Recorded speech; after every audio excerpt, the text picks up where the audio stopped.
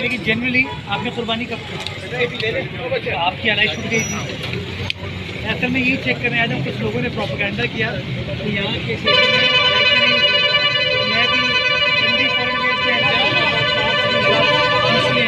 हमारे जनरल से अपना इंफॉर्मेशन देखती हैं उनसे भी यहाँ के जो लोग हैं। मैं कहा चलो चलते हैं, देख के आते हैं।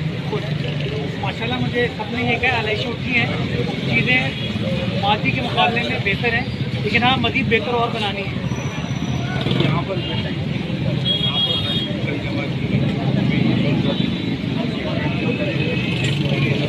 किस जगह पे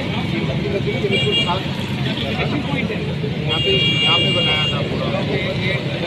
आप अभी मैंने देखा तो हमने टारगेट ये बनाया कि गली मोहल्ले में आके कलेक्शन पॉइंट पे लेके आए, लेकिन वहाँ से हम लैंड फिर सही लेके जाए। तो उससे फ़र्क ये पड़ा है कि गली मोहल्ले साफ होते गए, तो कलेक्शन पॉइंट पर और शाम को कलेक्शन पॉइंट पर हमने साफ करके स्प्रे वे कर दिया।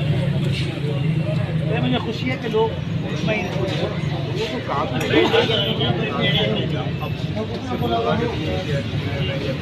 काम हो, लोग खुश हो।